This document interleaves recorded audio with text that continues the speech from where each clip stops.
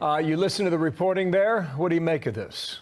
Why? I think the most important thing is that the investigation can't be done by the WHO or an international group, but it also can't be done by Americans who are involved with funding the lab. So Dr. Fauci and his handpicked person from EcoHealth, they can't investigate themselves because they gave the money to the lab.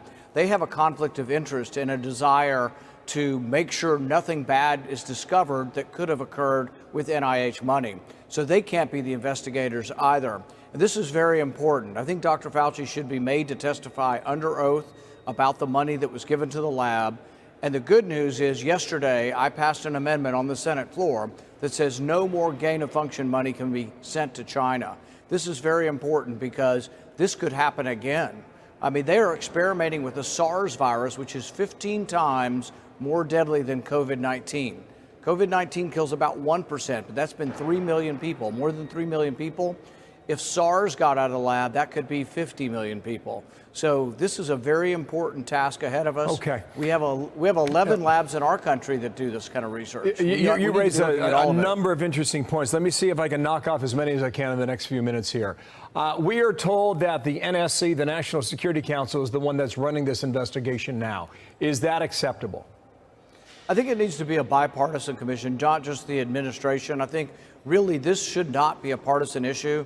And I think yesterday we demonstrated that Democrats will vote for some repercussions on this. But I don't know that the administration can investigate this, particularly since they've shut down the previous administration's investigation. So I'm worried that they're trying to cover up the government's involvement, our government's involvement in funding this research. They would argue they haven't shut it down, and I mean, maybe it is just a question of whether it's in this silo at the State Department or in this silo over here at the National Security Council. Stand by for more on that. You mentioned Anthony Fauci. Here he was on the Hill about the funding for that lab in Wuhan and what was legitimate and what was not. Watch.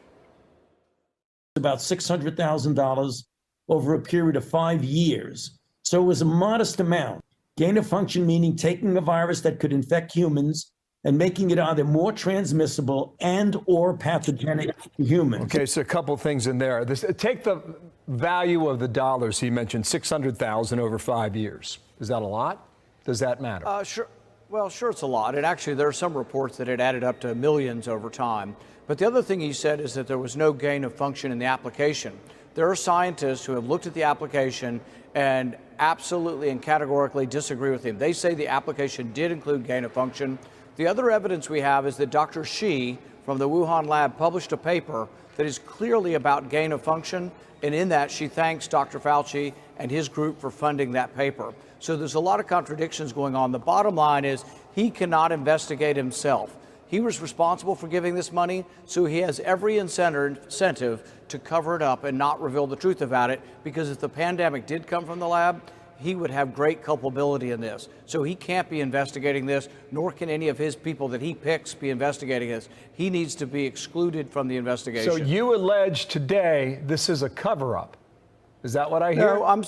No, what I'm saying is that there could be a cover-up because there's an incentive by people like Dr. Fauci not to reveal anything, because he would be then culpable because he was in charge of funding this lab. Okay, one more thing I want to squeeze in here. The National Institute of Allergy and Infectious Diseases, earlier, James Freeman wrote about this in the Wall Street Journal a few days ago. The quote from that group was, "It's impossible for us to be aware of, nor can we account for all of their activities." Just final word on this, Senator. I think that's true, and one of the strongest evidence that this came from the lab is they haven't been able to find the virus in any animal. They tested thousands of animals in the wet market. None of them tested positive for COVID. So there's a lot of things that need to be investigated, but so far a lot of the evidence is pointing towards the lab.